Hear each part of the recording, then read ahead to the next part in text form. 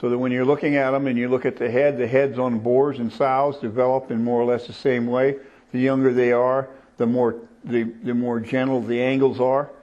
And as a male becomes more mature, they become stronger, and they also gain strength with the female, but not nearly to the same degree as they do with males.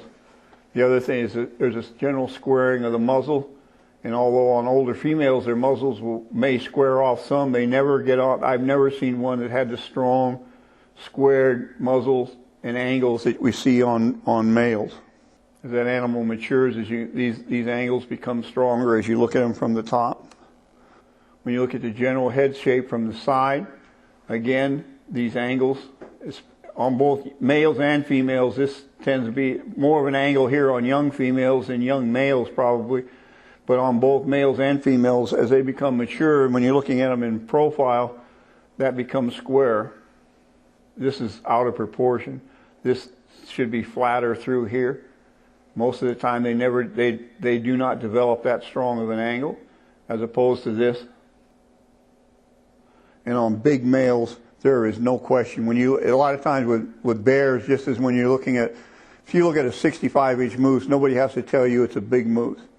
And I guarantee you, when you look at one of these bears, big mature males, boars, nobody has to tell you that. The problem comes in is those that aren't that big and aren't that mature.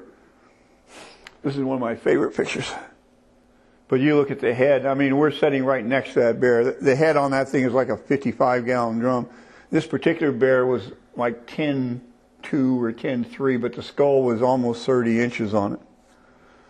So when you're looking at them in profile, one of the first indicators that it's a good male is this strong angle right here. And it's very pronounced on a mature male. And the ears set down on the side of the head, which we will see, and then the squaring of this muzzle. But the squaring of this muzzle is more, when you look at it from the side, is more of an indicator that it is a mature bear than probably a mature boar. It could be a mature male or female.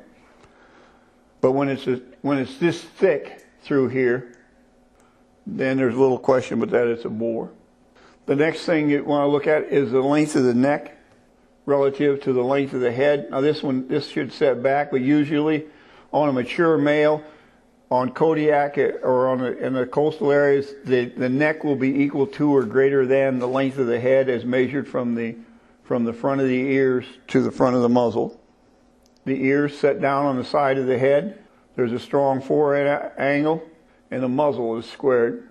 The neck is usually equal to or greater than the length of the head.